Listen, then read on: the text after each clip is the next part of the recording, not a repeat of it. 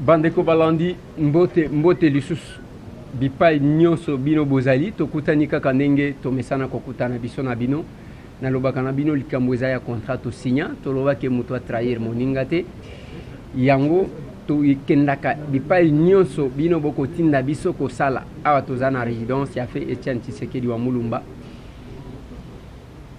le temple cathédrale de la démocratie oyo ti lelo akundama te yango na prometaki bino ke tokosalela bino association boko inanga lelo bandeko nanga après la désignation ya dauphin tosali déplacement oyo mpona kosolola na bandeko awa na résidence eza pamba te eza mpona koyeba maintenant que Kabila ne se représentera plus parce que abimisi mokitani na ye réaction ya bandeko eza ndenge nini.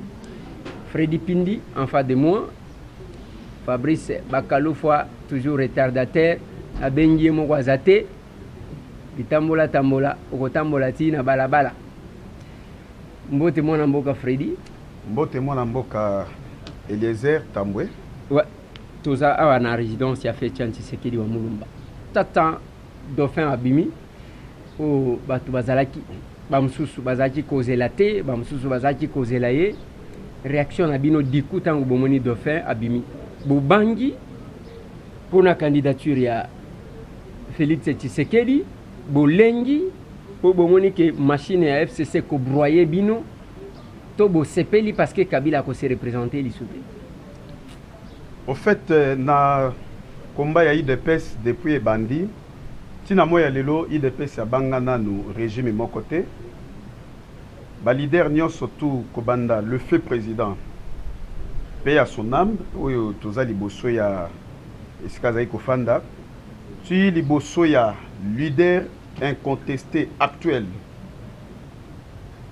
le président Félix Tshisekedi, le futur chef de l'État de la République démocratique du Congo dans quelques jours awa tobanga eloko moko te et puis tokoki kobanga biso na IDPS tokobanga mutu oyo azali immoralité to respectaka mutu nyonso tu mais na machine ya biso opesinga terme moko ya faux cop soki ya bakongolais boye FCC na bité so eza association ya football ou bien ezali lisanga ya bayi politique parce que ya biso ezali union pour la démocratie et le progrès social. Devise na biso yebani, doctrine na biso yebani ya solidarisme. To pronaka le pluralisme politique et syndical. Jamais to kota na meli melo. Jamais to kenda na trahison. To koki kobanga te pona nini. Émission yo na ebite so yo opesa yango nini kombo nini ngai mo nazo pesa yango intitulé la première victoire à titre posthume y a fait Etienne Tshisekedi wa Mulumba. Le président Etienne Tshisekedi a koufi pour na Congo. A koufi ndenge nini? Le président Etienne Tshisekedi, lorsqu'il a parlé du dialogue pour que atterrissage et salama en douceur, azalaki aïe na toute la classe politique ya RDC. On nous a taxé de tous les mots. Mais le président Tshisekedi ayebaki pour anticiper makambu na shit ya makambu ndenge ekokisalama. Ba fingi biso ba lobike a président Félix na mama na ye nde bazoko tindika président Tshisekedi ayebi makambo ya dialogue te nini wana to tourner page wana. Mais le président Tshisekedi après dialogue inter-congolais tant ba ke ko signer accord ya hôtel ya Cascade Etienne Tshisekedi alobaka il nous faut un accord global et inclusif. Tant que un accord global et inclusif, alobi je remercie Dieu et je me félicite pour avoir obtenu ce cadre juridique où il faut baliser chemin, il y a démocratie, na alternance na RDC. Ça a donné naissance à la nouvelle constitution, puis na makambo surtout au Tozanango. Et ça déjà cadre juridique qu'on appelle ce qui biso victoire. Deuxièmement, le président Koufi Batubakani si que non fini à l'IDPS. Oh nyonso ezali ba signe ya Kleboa. Oh bakino baba Kleboa. Oh ndeko. Félix akangi batu. Batu babanda goye baté. Le rassemblement que dirige notre délégation le président Félix Tshisekedi nde epesi l'un ya fruit oyo. Mais ce n'est pas encore la fin. Ce n'est qu'une étape. Mais toujours qu'il pour atteindre conclusion. Donc, Shadari ne peut pas faire peur à l'UDPS, ni à moins à son président. Kabila d'abord, leur chef ne fait jamais peur à l'UDPS, ni à notre président. À combien plus forte raison, les gens pensaient avoir le dauphin, mais en lieu et place au Moningolo. Donc, toujours talakaka, donc toujours bangate, toujours serein. Nous avons un programme, nous avons un projet de société, nous avons un parti bien organisé, bien structuré, et l'avenir nous dira certainement le rêve de l'UDPS deviendra réalité dans quelques jours. Yé babengi requin, mais tala ndenge tuluku ya batu bayaki na seni, ndenge batondaki même nzela ekangami likolo Ramazan Shadari. Et puis bango balakisi signe solidarité par rapport à l'opposition. Opposition baza mutu na mutu a prêtre. Félix prêtre na kwa na ye, Bemba prêtre na kwa na ye, Kamere prêtre na kwa na ye, Moïse Katumbi prêtre na kwa na ye, Martin Fayulu prêtre na kwa na. Donc bango balakisi bino ezala bao ba désigné te. Ba Evariste Bochabe Mabundi Mabiling, ba Henri Mova Sakani, ba Némi Mouilanya, ba Matata ba onyoso bazalaki kotanga ba simbani, ba kei kotika ndeko na bango, ba lakisi solidarité. Ozomona teke division wana par rapport na bango une famille organisée, boko kokate parce que l'élection est à un seul tour. Oyebi élection oyo en un seul tour ndenge olobi yango, Kabila n'a jamais gagné. Même na deux tours, il y a 2006, il n'avait jamais gagné. Même en un seul tour, avec 11 candidats en 2011, il n'avait jamais gagné. C'est-à-dire, Ataba Sangani Bango Nyonso tour, Bakeko Tikaye, Oebite Oezana Mitema na Bango. Est-ce qu'ils vont battre campagne pour Naye? Bah désigner il y a 24 heures. Mais après 24 heures, après 72 heures, après un mois, Netokoyeba, si réellement il fait l'unanimité ou pas. Donc, aucun quoi accompagner, peut-être, Bazola qui ça, visage pour faire plaire à leur chef que non, Tokende Kotikaye. Mais est-ce qu'intérieurement, Bao Bazalaki comme un gros poisson, bien prétendu, soi-disant dauphin, va se retrouver, Bakozala d'accord? Je ne pense pas. Mais Bazalaki wana, yo zozela bakozala d'accord ndeni. Biso tozalaki wana, tozui ba interview à quelques-uns. Ozokuta ke bango nyonso balobi, oyo mokonzi alobi, yango biso tondimi. Et puis balobi eloko moko. Biso tozo benga wa Etienne Tshisekedi, temple de la démocratie, cathédrale, nyonso toko benga. Bango balobi, le père de la démocratie oyo alakisi bango nzela désormais c'est Joseph Kabila parce que il a respecté la constitution, andimi kotika sans que muto asa les pressions. Non, ndeko Eliezer, ezali fruit ya combat ya IDPS pe ya mwana mboka Félix Tshisekedi. Soki Kabila respectait la constitution, alingaki kotika pouvoir le 19 décembre 2016. Parce que la constitution bango bazo qu'il sans respecter et lobby boye. La durée et le mandat du président de la République est de 5 ans, point. C'est-à-dire, lorsqu'il avait totalisé le 10e année, le 19 décembre à minuit, s'il respectait réellement la constitution, alingaki akende les jours wana à sa passation du pouvoir. Lorsqu'il y a 2 ans supplémentaires, après que Barossi, Bakoufa, après que combattant ya IDPS, Batumba Bango na permanence, après que le Batebele Bakoufa, Basal manifestation, il y a celle, il y a opposition, pression interne et externe. Kolobate que Kabila a respecté la constitution. Donc, mais Batouan Ozol que Basali solidarité. Mais ce sont les mêmes qui disaient hier que Kabila Zali a Kozala, Pe a Kotikalaka. Mais ce sont les mêmes personnes qui sont un candidat Moussoussouté, Tozaka na Kabila. Est-ce que na respect à la constitution, lobby que Tozana septennat ou bien Tozana quinquennat? Parce que c'est le 7 ans où Kabila Zali au sommet de l'État après deuxième mandat. Ce n'est pas ça le respect de la constitution. Et preuve en est que j'étais étonné et estomaqué à constater un haut cadre, il y a PPRD, un juriste de surcroît. Alors non, on a modifié la constitution en 2011, donc Kabila a droit de se représenter. Nathalie, au moins, il y a des formations à Makassi. Batubazo, ça la confusion entre les suffrages universels, direct et indirect. le mode de scrutin n'a la durée et le mandat du président de la République. La constitution qu'on a modifiée, l'article modifié, c'était le mode de scrutin. Donc, on quittait de 2 tours en un seul tour. Ça n'a rien à voir avec la durée et le mandat du président de la République. Et ces jeunes gens-là, on les appelle des cadres du parti et Bazobenga Bango Banani, juristes de surcroît. Donc, le premier docteur en droit qui nous a appris le droit en RDC, sa photo, elle est là. Donc, il y a un moni, babangi sabi sauté na ba terminologie, na ba nini, il y a un président Tshisekedi temps wazaki directeur de l'école nationale et à droit et administration, le diplôme que nous obtenons n'est qu'une prétention de droit. Parce qu'il y a des gens, même après le 3e cycle de leur diplôme, ils restent bêtes toute leur vie. Voilà pourquoi on nous montre la bestialité à travers dire na ba prétention, na ba soi-disant savoir-faire. Oui, mais Tozana élection à un seul tour. Freddy Pindi, ko rêve Zamabe. Le lotango kotala, makambwango nenge zo salem. Lobby, moi j'étais à la CENI. 18 candidats ont déposé. Bamsusu, ba retirer ba jeton 4. Donc ceux qui ba retirer qui, ko retirer ce ko na lingala na passé ce ko. Ba retirer qui 4 ba pese koza la 30 candidats. Yoka batu bazana kati. Nazo tanga ba iban. Tant Jean-Pierre Bemba. Tant Martin Fayoulou. Tant Félix Tshisekedi. Tant nani mususu. Requin Ramazani Shadari.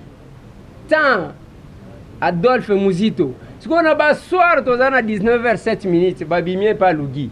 Oye kotika ya candidature tena ye kotika ya vie. Nani Antoine Gizenga candidat. Est-ce que tango zotala na nombre ya batu na ba bilongi wana ekobima. Ozomona teke ba voix kozala émietté au point où c'est Ramazani mutu a perdre mutu a kozala na possibilité. Bakotsa Fabrice ndenga ye retard. Batu nyonso bamona kiazaka retardateur. OK. Ozomona teke il y a possibilité avec ça, il y a Kobenda Benda Bavois et que Ramazani Shadari, parce que le PPRD est installé partout, a la possibilité, il y a Kokamambo. Au fait, en 2006, le candidat Bazaraki 33. Na 33 candidats, na Kabila décaté. Au moins, tu commission a 30 candidatures. Bon, admettons qu'il y a décaté, mais à Kamba. À Kamba, illégalement, mais les années 2006 n'est pas égal aux années 2018. Les années 2006 n'étaient pas égales à l'année 2011. Mais aujourd'hui, il y a un leadership responsable. Dans il faut te rendre hommage digne, mérité au président Félix Tshisekedi. Parce que Batebele Bazaki na Lopango, Basangana ki Bazoya, Balobi, non, tozo bunda po Kabila akende. Mais le loba se retrouve pas à Kabila, basali ba congrès, basali ba nine, ba créer ba parti politique. Kabila bimi seli bango dauphin. Et puis, tant a bimi seli bango dauphin, moutumo kwa sali déclaration té. Et s'il arrivait, nazo mis la question aujourd'hui que le président Félix avait cédé na pression, le lot notre année. Déclaration té neni. Olenganko et Joseph, vieux Jeff a sali déclaration, balobi que voilà, c'est la première victoire. Il y a Bissonenge to Kendaki to gagné que Joseph Kabila a se représenté, va modifier la constitution. Donc, on a une première victoire.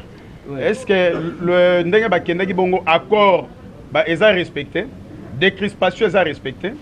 La libération des prisonniers et détenus, figure emblématique est respectée? Ou est-ce qu'on a 4 accords? Pona olenga ko yo yebi eloko elekela olenga ko ina kati ya lopango yo awa liboso ga siko toza oyebi yango pona nini c'est la traîtrise ata baza ndenge nini toyebi ke Kabila ko sala stratégie ko multiplier ba candidat pona ba émietter ba voix mais non le président Tshisekedi disait toujours en politique c'est le poids qui compte. Est-ce que ba candidat wana quel est leur poids politique sur le chiquet étendu à territoire national baza na poids politique nini bakobattre biso na nini babattre biso nelo donc combat oyo Félix na président Etienne Tshisekedi ba mener et puis si victoire mais donc merci au fait le président Etienne Tshisekedi ce n'est qu'une étape je le dis qui vient d'être franchie oyo biso to mitu na sikoyo na sima ya dauphin et lokoni neza caché et l'on les a préparés, mais tu as contourner Bango pour atteindre l'objectif, celui de la prise du pouvoir d'une façon pacifique avec le président Félix Tshisekedi comme le futur chef de l'État en RDC. Fabrice Mbote. Mbote ndebeleze. Ozaki na kati embouteillage.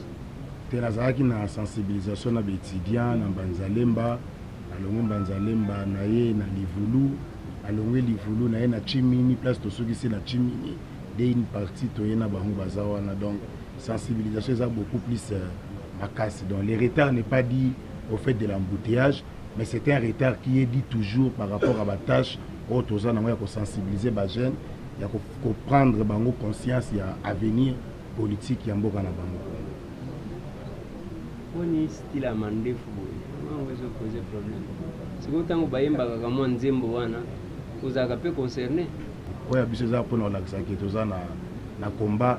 Na sala V na 2017, tant président Tshisekedi akufa ka aussi longtemps bakundi président Tshisekedi te to kataka suki mobimbate mandefu nyonso te. Alors suki zoko lebele na mutu to ko longola nyonso me mandefu il faut elembo anezala. Mukolo bakokunda président Tshisekedi tozongeli style na biso normal ezolakisa méchant ezolakisa affectation transfert et onction ya combat au tozana. Bosili maloba siko omoni Kabila tosaka makambo. Il est respectueux de sa parole. Ce qui a lobby à réaliser. Et on loba, si vous ne croyez pas à mes paroles, croyez quand même à mes œuvres. Et le Joseph Kabila, à l'obaki, n'a qu'auto sa constitution, à Tossi, à du tablier, à rendre Chadari. Est-ce que beaucoup disent quand même pour la première fois que moi, na mobile wana, a sali le comme moi malin. Ndeko Eliezer, en politique, il n'y a pas de cadeau. En politique, il n'y a pas de cadeau.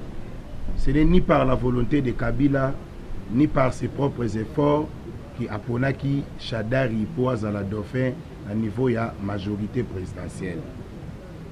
D'ailleurs, je profite aussi de cette occasion pour rendre gloire à l'Éternel, le maître des temps et des circonstances. Il y a un souffle, il y a pas retiré souffle, il y a décidé à Kondo Tshisekedi, Namboka Bawe, Molimo Naeva na Kimia.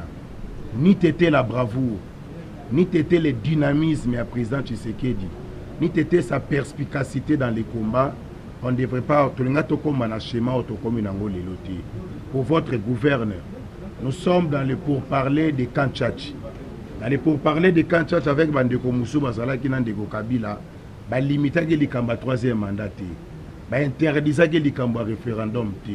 C'est au prix du sang, au prix il y a combat que le président Tshisekedi a bravaki carton rouge n'a préavis le 19 septembre que le peuple congolais a quitté na balabala pour la communauté tant nationale qu'internationale sa désapprobation à M. Kabila et son corollaire et un système de gestion. Donc, ce n'est pas par la volonté simple et manifeste, mais il y a M. Kabila qui l'a lâché.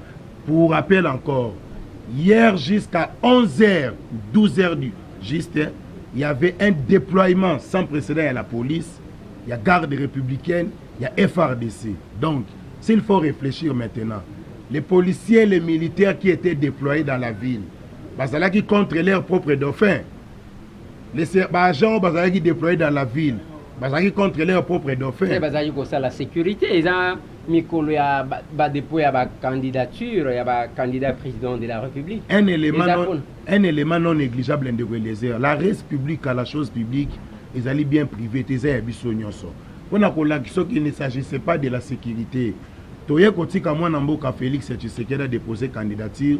Tomoni général Kassongwa Telemi, il donnait des instructions pour dire devant les bureaux à Seni, il faut laisser le périmètre à 200 mètres. Donc tu vas pousser la même et pas liboso. Mais Tomoni Chadari et sa bande Tangubaye, les Kimbuta et consorts, Tomoni bango nyonso liboso ya bureau. Basimbani kout bazokene. Et les policiers étaient à gauche, à droite, les encadrés. Ça c'est le pouvoir, papa. Mais j'en arrive, c'est pour vous dire. Ça c'est le pouvoir. Bino petangu. Ce qui bokozwa, bokozala yonengo ananandenge na ebelio, batu bakomela maïté. Non, ça c'est pas le pouvoir, ça c'est la barbarie. La police est apolitique. La police est une institution régalienne qui a pour droit, qui a pour mission, il y a qu'à protéger, il y a qu'à maintenir, il y a maintien de l'ordre public. Pour une procédure, un exercice aussi constitutionnel reconnu par la loi électorale, que le candidat vient déposer sa candidature, boye bo beti ba gaz lacrymogène, bo pandi.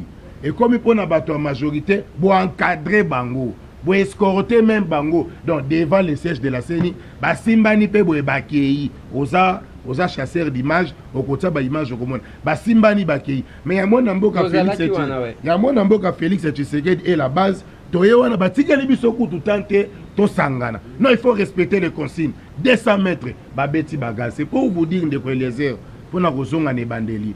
Donc ce n'est pas par la volonté à M. Kabila d'obtenaki ou d'obtenaki. Sinon on n'allait pas connaître l'assassinat de Rossi Mukendi, on n'allait pas non plus connaître l'assassinat des chats de Kapangala, on n'allait pas non plus connaître l'assassinat de Hussein Ngandou. Tolinga qui doit connaître l'assassinat si ça ne dépendait que de M. Joseph Kabila. Donc M. Joseph Kabila a tenté, il y a comme ça la forcing, il y a koleka. Heureusement, paix à son âme, nous avons un grand leader qui a consacré toute sa jeunesse à enseigner et nous a appris à se prendre en charge. Il y a résistance pacifique, à Tikela Biso Testament, les lois et Kangi Bango Kleboa. Donc ce n'est pas par sa volonté, ce n'est pas un monsieur qui respecte sa parole.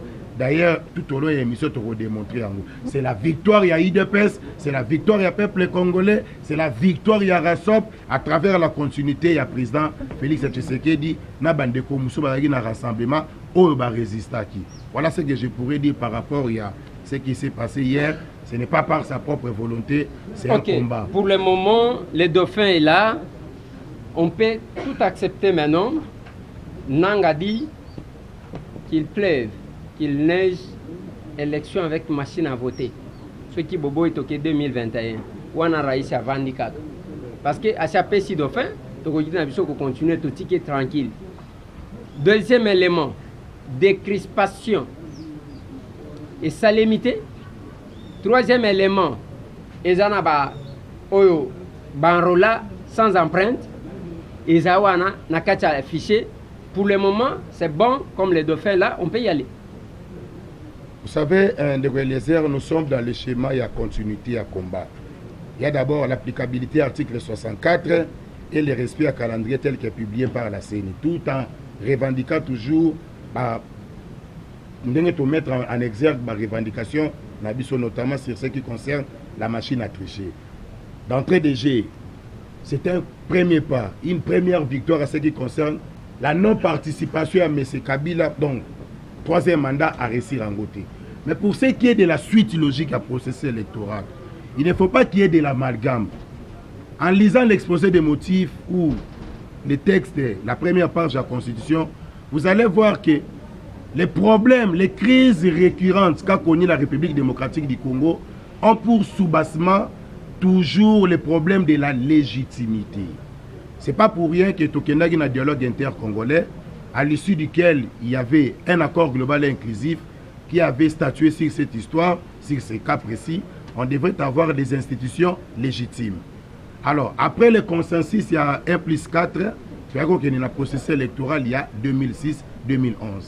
On ne change pas les règles du jeu en cours, il y a match. Mais Bati va changer.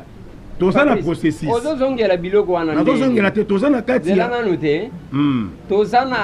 Nous sommes à quelques jours, quelques mois, il y a élection en 2011. Balobi na bino toko longola, élection en 2 tours, tocha na tour moko. Ba changer qui? J'en arrive. Ouais. Nazozonga simate. Donc Eliezer, l'objectif avec l'émission est de rappeler un caractère pédagogique. Il faut enseigner. En 2011, on avait un leader sans donc charisme qui et les cas qui likolo. Ils sont tous aux Aragolanda président Tshisekedi. Tango Batouni président Tshisekedi concernant la modification, c'est-à-dire le passement des dés à un seul tour, quelle était la réponse du président Tshisekedi? Il avait dit à ta demi-tour, je vais les battre. Donc, en aucun cas, le président Tshisekedi a cela qui a un obstacle en 2011, la modification des dés en un seul tour. Aujourd'hui, le président Tshisekedi n'est plus vivant. Article Libiso testament, article Libiso accord. Nulle part n'accord. Il est mentionné l'usage de la machine à tricher. Nulle part dans la loi électorale, il est mentionné l'usage de la machine à tricher. Nulle part dans la Constitution, il est mentionné l'usage de la machine à tricher. Ça, c'est l'indépendant de la CENI. C'est pas l'indépendant. C'est pas encore décidé. Elle est indépendante. Ce n'est pas l'indépendance de la CENI, par contre, ils allaient complot contre les processus démocratiques na kata Congo contre le peuple congolais. Mais seulement un petit concept au pesa Ndekonanga. Ce qu'a continué à Moutou Razozo Mananda Kunaye, à se souvenir qu'il y avait aussi un abbé Apollinaire, Malumalu Mouolongo, qui était plus arrogant que lui, qui pensait qu'il allait récolter ciel et terre. Aujourd'hui, Mouolongo n'est plus vivant. Bref, mais c'est Corneille Nangane qui est un arbitre, il faut à départager, bateau va prendre match wana. Mais ce qui veut dire Nazozonga et Panayo parce que aussi déjà temps ébélé hein. Na chité na point wana. Alingi na chité na point wana de Bélésé pour dire ceci. Ton côté processus électoral pour faire voir que l'UTAI-UDPS ils aura toujours installation état de droit à la démocratie. La seule manière il y a quoi accéder ça dans la urne. Tout en prêchant également l'application de l'article 64, c'est-à-dire le peuple congolais souverain. Le peuple congolais est le maître de son destin. Il a rejeté l'utilisation de machine à tricher. On ne voit pas la nécessité à M. Nanga de persister dans Makambouana sans tenir compte il y a consensus. Voilà. Freddy Pindi, nalingi tosili cette étape pour que tozoa quelques minutes qui nous restent pour une autre question. Tozo kende na élection. To déposer ma candidature. UDPS a réclamé qui parce que tant que c'est la lecture que tout le monde fait, mais moi je ne fais pas la même lecture. Et on a tout équipé mon amboka Jean-Pierre Bemba Moutunango. Bayi politique et basangani basali CI, commission électorale indépendante. Bayi ko changer en commission nationale électorale indépendante. OK. Tant que basali yango, balobi comme tu as confiance dans le ministère intérieur, tu as la kamaponomi na bamboka musuto sali structure wan. Tu peux la société civile. Mais pour la société civile, va manipuler yété. Tous les camps, tous les deux camps politiques, majorité comme opposition, batina batuna bango pour que basala que ezala équilibré. Les lots UDPS, où ils ont siégé au nom de l'UDPS et Kalamba, où l'UDPS a reconnaître été. Basali session extraordinaire pour que ba remplacer yé baboy ko remplacer yé siko nini ezali ko rassurer bino ko tangu toko kende maponomi oyo toko lela lisusu te ke ba yibibiso ba voir Félix Ndazala qui va élu siko ba bimisi Chadari nini ezo garantir bino na niveau 1 nazo répéter lisusu ndeko Eliezer Chadari ezala olali na ndoto. Ne rêvez même pas une seconde qu'il va battre Félix Tshisekedi dans l'élection. Jamais. Jamais. Jamais. Et ça l'organisation n'est pas Tchad. Et une étape vient d'être franchie. Kabila lobby. Mais ce qui reste encore à faire, la pression doit continuer sur la libération totale du processus électoral. Nous ne voulons pas une CENI qui n'est pas indépendante, qui n'est qu'indépendante de nom, où le président rend compte et pas il y a Moutou Azali candidat sortant, n'a pas fait n'a pas image. Le peuple congolais n'est pas dupe. Et puis, à deux reprises, le peuple congolais, mais il y a mis ça comme une fois n'est pas coutume. Il y a troisième et simbate. Vous voyez que Kabila a tenté troisième mandat dans l'Union surtout et simbité. Voisin na Burundi, na Rwanda, na Uganda, na septième mandat, mais awe zali mboka ya Fumukimbangu l'équité. Basali ndenge nyonso tu ba mati ba kiti ayi aya atiki tiki cha. Mais eloko etikali biso la libération totale du processus et nous allons continuer à nous battre. Ne rêvez même pas au cas où Kalamba ne partait pas de la CENI parce que c'est parmi Babilo quoi. Kalamba va partir de la CENI. Au cas où il ne partait pas. Au cas où il ne partait pas. Cela n'exclut pas que l'IDPS Azonga Sima. L'IDPS continuera à faire des pressions d'une façon pacifique et démocratique. Au cas où la CENI, Balongoli machine à voter. Mais yon dit que le Kabila Gwaro peut s'abisso dauphin. Est-ce que Banda Kovanda Pendo Taliboye, Kabila Penda Abimi Mukomogo après avant 3 heures, il y a clôture, il y a dépôt à candidature à Lobiboué. Donc la pression doit continuer. Nous savons que sur le plan diplomatique, il y aura encore une forte pression. Et sur le plan interne, il y aura encore une forte pression. Machine à tricher pour les catégories. Voilà. Donc, il y a des manœuvres dilatoires pour justifier une unième prolongation. Que non, mettons-nous ensemble, Comme ça, comme la voix à opposition Bolingi machine wanate, société civile à Lingi Angote, tozongela siko vote à bulletin à urne, mais trouvons un formule pour la prolongation. Ça ne va pas passer. C'est là où Togo chité na une transition SSS. SSS, c'est-à-dire Na repesa yo signification nango mukole ko s'accomplir to ça nos émissions. Il faut le baka déjà parce que tant ba okanga yo ke ozaka mona sa popesa ka code lokola ba Zeko et andeni petit na Christian bande ko wana bazali arrêté injustement bakolo bilo wana bayi bali déjà parce que transition SSS tant ko ba ko na transition SSS transition saint sauveur SSS signification na yango wana donc tokochite na transition saint sauveur tozokende na suka mais lobi omonika na full wana ntango nazo interview bato siko na seni moni na esengo wana parce que eloko ngai ekamusaki nga lobi ntango nazotala na seni ntango nayoki kaka dauphin Ramazani Shadari bato bazoya wana bamitie bapoudre bazosepela siko nakanisi bamosusu bakomela champagne siko mayele yelinga na bato nayebi bamela champagne kama mokolo moko en public balobi Tshisekedi akufi topemi sikoyo awa sikoyo bazomelela Kabila balobi Kabila akei topemi bato wango baza bato ya modele nini namoni ata mutu moko te aleli bao bazakokoloba kaka ye kaka ata mutu moko te ngai naza kuna te nazotuna boye sikoyo na kati wana nayoki kaka yaya moko alobi Shadari akoganye parce que seni eza ya biso cour constitutionnelle eza ya biso naza na image nga te mutu nazoloba alobi ndenge wana bamosusu bazosilikela tika kobimisa secret nga nazofilme seni eza biso kusipama biso kukosola biso bamoto bokita tokosola biso ata bosatu tokozwa sikoyo bango balobi nyonso eza ya bango mais ntango tozokende sachant que bazoboya kolongola Kalamba UDPS atia lisu na ye baboyi machine à voter bozomona te nous allons crédibiliser un processus électoral Oyo est déjà biaisé au départ. Non, ça sera faire une chose et son contraire à la fois. Parce que parmi les clauses, il y a encore à Saint-Sylvestre, qu'il faudrait qu'il y ait un processus électoral crédible, dans des conditions de décrispation, des mesures de décrispation. Mais tu constates mauvaise volonté, mauvaise foi, et des partenaires en face. Maintenant, de quoi les airs. Qu'est-ce que nous devons faire? Est-ce qu'il faut boycotter le processus électoral?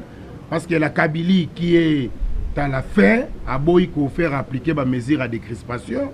Est-ce qu'il faut boycotter le processus électoral parce que Kabylie a boycotté Longola, Kalamba waza mutuna bango? Est-ce qu'il faut boycotter le processus électoral pour un des manifestants dans la foule à Gangia Lobby, Tozana Seni, Tozana Cour constitutionnelle? Non, de les. Le peuple congolais est suffisamment mûr. Le peuple congolais a suffisamment grandi. Nous n'avons que ce peuple congolais. À l'instar du peuple congolais qui est le souverain primaire, tous un peuple moussoussouti. Et nous continuons toujours à faire confiance à ce peuple congolais. Yango tolobi boye. Ba imboka ba souverain primaire. Ba les ana maboko na bino maintenant. Président Tshisekedi azaka souté. Malgré Kakufa tikela biso Kleboa, accord à Saint-Sylvestre. Na kati accord, nulle part balobi machine à voter. Na kati accord, nulle part balobi ba makambwana mususo Kabila lingi asala na yango peuple congolais. Mais facha kenda kitango kenda kotika candidature omoni pona nini omela kilikolo nanga tous les candidats de koye yakana na bureau nanga mekana machine omeki bakanyo photo balobi azui to kinango donc ozomona te ke makambo koloba boko rêver en sepelaka na yo na sepelaka na parce que kundolaka tika to kundela ba imboka. Tangu candidat Koti et pas ya Nanga zo présenter machine. C'est lui qui est en train de vendre. Alors ça la publicité, alors ça la promotion ya produit na ye. Président Fachi a vendu. Nanga sali test na ye. Et puis c'est une affaire à 3 à 4 minutes. Mais avant président Fachi à Kota, moi n'amboko aleka ki liboso nga na linga otanga ba kombote. Après expérience, test à salaki et salaki 6 minutes. Tout ça, c'est un calcul mathématique simple. Pour une circonscription, vous avez le danger à l'utilisation, il y a une machine à voter. La Kabylie veut créer le chaos. Pour une circonscription qui a par exemple 30 000 enrôlés, une personne, un individu met 6 minutes pour voter. So baza 30 000, bakosala combien d'heures, combien de minutes pour voter. Or, les élections ont une durée bien précise. Et qu'on a 7 heures et s'il na 18 heures. Une journée, un seul tour. Beaucoup pour une circonscription et il y a 30 000 enrôlés, pour voter kaka 200 personnes. Les 28 000 restants on a pour voter pour créer désordre. Et le désordre sera généralisé sur toute l'étendue de la République démocratique du Congo. C'est à ce moment-là que Bakoluka va invalider, va annuler les résultats de l'élection pour que les messieurs se maintiennent toujours au pouvoir. Raison pour laquelle Biso Tozo lançait toujours balle dans le camp du peuple. Restez soudés dans le leader Nabino Oboyebi. En l'occurrence, président Yarasop, président Félix Tshisekedi. Il ne travaille pas seul. Azana ba équipier naïe. Une fois le mot d'ordre est lancé, peuple congolais, réappropriez-vous dans le processus, il y a élection. Le processus électoral de Eliezer ne concerne pas que l'UDPS. Ça concerne l'avenir du pays. Et cet avenir du pays qui est en danger, Tokoti Kateke Nanga a sakana na histoire à Congo Boye. Tokoti Kateke Kabili ba sakana na histoire à Congo. Yango tozo lancer un veille na conscience na population pour qu'application article 64 et la Tanzoto transition sans Kabila et Vanda. Ce qui va ligner réellement Mboke Zalana na ndenge ya kimia. Tozana suka ya mission, dommage. Bozo Yembawa, Tshisekedi, atikeli biso accord, atikeli biso Klebowa, toye to vandiawa. Et si ko ezali ko rappeler biso ba makambo ebele. Lelo plus d'une année, presque 2 ans lelo. Tata wana kundamite biso awa kaka Tshisekedi a lobby. Oh, mutu nyonso alingi ko satire sympathie à mutu. Ye wana na photo ya Tshisekedi. Tshisekedi alobaki biso nde bana Tshisekedi, biso nde ezokende kaka ndenge wana. Mais comment trouvez-vous que nous pouvons aller aux élections? Élections oyo pour lesquelles Tshisekedi s'est battu pour que démocratie côte. Mais mutu wana bunda akundamite. Mais biso tozaka élection. Est-ce qu'il est vraiment normal? Même Bissika Ngoba Kok, même le père de l'indépendance Bazali. Bamonika Tata wana Vandi n'a permité biso élection. C'est logique. Qu'est-ce qui va se passer? Mais Ndeko Eliezer Tozali dans un régime moko barbare où il y a la tyrannie. Toza en face na biso batubaza na esprit humain, ils sont des inhumains. Même pour le combat d'Etienne Tshisekedi. Beaucoup se souvenir nangote pour na akundama. Mais bientôt, nous allons créer une situation. J'ai créé l'Isanga Yabajen. Oyo, toko réclamer haut et fort. Enterrement digne. Il y a mon mboka Etienne Tshisekedi. Et puis, toko réclamer paternité naïe. En tant que père Nabiso, politique, guide Nabiso, et puis formateur Nabiso. Bateau nyonso va trahir mémoire naïe. Tozala contre bango pe tozala vraiment très sévère ba utiliser combo naye. UDPS ezali marque déposée na biso. Produit na biso c'est Félix Tshisekedi. Na répété UDPS ezali marque déposée. Notre produit c'est Félix Etienne Tshisekedi. Tokende na na élection maboko pembe sans tâche mais Bobsek Oyo ya fait Etienne Tshisekedi enterrement naïe et kozala peut-être Bobsek moko ba congolais ba bandoko se souvenir nango pour son combat. Oui, le père de la démocratie nyonso aibisaka biso et kokisama et loko moko te atika koloba ezanga kokokisama. Nyonso loba na biso et kokisama. Paix à son âme. Mais toko sangana toko réclamer enterrement naïe à kokundama. Bon, bilon mususu pe na vie faut que ba circonstance mususu faut que tala au vandi. Peut-être balinga pe ba saboter corps ya président Tshisekedi d'une manière ou d'une autre. Peut-être on allait l'humilier, mais toko réserver l'obsèque digne d'un grand fils de ce pays qui a donné sa vie pour cette nation. Parce que le président Tshisekedi a fait pour le Congo. S'il avait voyagé avant, peut-être Alinga a fait. Mais à Zelaki, tu obtenir accord. Fabrice Nazaï Panayo, c'est une question. N'habité Nenge Tangungana Bordaga Ligambo Nengana Yoka. Tozawana Tshisekedi a kundamité. Maman Marthe. Parce que Nalobakana Batu, Tangu Bozo Fongola Munoko, même Tangu Bozo Loba Pona Mwasi Amutu, il faut Bozala na moins respect. Parce que Mouta Soufraka. Les lobbies sont tambolate. Mais maman wana immobilisé. Près de 2 ans. Tozo Kenema Ponomi. Parce que moi j'ai dit, tous les opposants en Boka Oyo, Batanga Kakomwa Tshisekedi, d'une manière ou d'une autre. Boni, Bako Katiko créé et loko la front commun pour l'enterrement de Tshisekedi avant les élections, s'imposer comme tel. Parce que si on a eu à obtenir que Kabila se représentait, c'est parce qu'il y a eu une pression.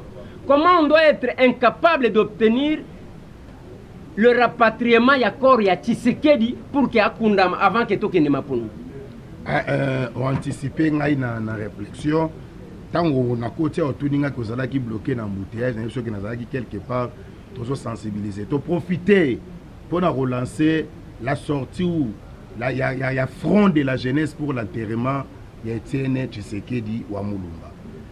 En fait, l'objectif il y a fort que Moutounionso a utilisé le label et le président Tshisekedi au moment où nous avons enterrement na salamité pendant la propagande, après la propagande, tant que nous avons élection, tu as na tu es tu régler makam na biso okuta na biso na nzela na biso wana ya liboso yami bale mwana mboka Eliezer tozotel message jeunesse ya UDPS mobimba élargi na ba force na ngwezala na kati pour résister, demander à M. Kabila tant que tozo banda mois septembre ezali mois ya action sur action pour réclamer l'enterrement ya président Tshisekedi. Tokoki kokene na maponamité ceux qui tokundi na nous de Etienne Tshisekedi te waneza lokola to sapé na mémoire na ye. Nous sommes des bantous de Eliezer. To yebi o tozali koloba. La pauvre maman, la veuve avandi à cause de la canne à mabelete, à cause de la canne à CT. C'est inadmissible. Président Félix Tshisekedi azali président à partir à sa cadre. Secrétaire général à sa cadre à partir wana makambu etali bangote. Eza sikoyo makambu etali jeunesse ya parti. Eza makambu etali base ya parti. Ndeko Eliezer to bandozana bango na gare centrale pour réclamer l'enterrement digne ya président Tshisekedi wa Mulumba et après to continuer na maponami. Ndeko Eliezer to koki komona makambu ya Tshisekedi comme ba venture te. C'est il a sacrifié toute sa vie papa wana.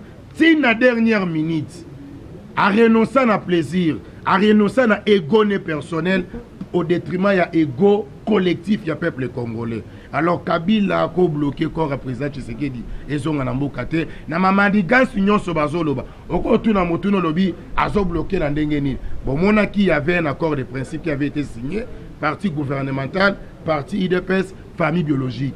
Le gouvernement ndima qui a reçu en charge financement makambu nyonso mais ndeko mwana mboka lokola Tshisekedi o azalaki soko lobi na zoya telle place les gens cotisent bat bazo bimisa mbongo bazo cotiser pour na président Tshisekedi mais comme lelo to koma kolela kebo non yango to lancer appel na ba jeune ya UDPS bisika bozali dès que mot d'ordre ko pesa ma pour na ba marche pour na ko réclamer enterrement digne à président Tshisekedi to répondre président et kozala paix entraînement pour na ko élaguer machine à tricher. Merci beaucoup, Fabrice. Non, eloko akobakisa ezalité, toujours senga kaka vigilance tout azimut. Elingi kolobate que désignation ya dauphin à camp adverse to la na balorien na biso mibale. Il faut to téléma, to za la siko vigilant, to veiller à ce que victoire na biso eyiba maté dans les jours à venir. Parce que ça na batu misusu balobaki que bazo désirer Kabila. Bamsu bazo ke bazaki kolia Kabila mais batonda ki enda nuté. Siko batondi ye. To la na oreiller na biso te, to za la vigilant pe éveillé Et là, on a un suki sayango. Merci beaucoup, merci Fabrice, merci Freddy. Merci Pebino Bandeko Balandi. C'est une émission spéciale. Toyati Kosala Awa. La réaction ya Bandeko Awa na Kacha UDPS na ba question d'actualité entre autres désignation ya dauphin. Ezamo ali solo nga eloko na kamwa kikaka onga na lobi wana yake na lingaki na kutaka batu balali na seni bazole la te biso to linyika rais me ba meli champagne ndenge moko ba meli balinga gaete ndenge ba melela Tshisekedi siko ndena lobi kasi elakisi ke balinga gaete ke donc ba ope ba tondi esi ba lembi yake ne kaka obi ke ezolembisanga nzoto ata mutu moko na kutia zolela te même les fidèles des fidèles. Mais ça c'est compliqué, c'est une question à bisoter, mais le Congo na kolo babande konanga. Congo histoire nango ezali kokomama. Mutu na mutu atala lolenge kani azokoma. Tshisekedi akoma déjà histoire na ye. Lelo toko beta lisolo na ye. Et toko sala front commun wana pona kokunda Tshisekedi. Na lobi ngana lingito bengango boko inanga. Parce que makamu toko sala mutu akopekisa. Azati. Jusqu'à ce que Bakokunda Tatawa na Bakundi, ok, Togen à élection. On ne peut pas rester là. Moi, je pense que en tant qu'Africain, en tant que Congolais, Tatawa nana permité. Allez, biso tutambo bagatolo. Non, mais moi, je pense que nous devons faire la pression. Autant nous disons que Tosali pression, on n'a pas révisé la Constitution, c'est une victoire. Tosali pression, Joseph Kabila Boyko s'est représenté pour le troisième mandat, c'est une victoire. Autant Tokoti peut se solidariser pour que Tshisekedi Akundama. Ça sera la plus grande victoire. Avant, contre la volonté des détracteurs. Je pense que c'est ça. Botika la branché, mais surveillez comme on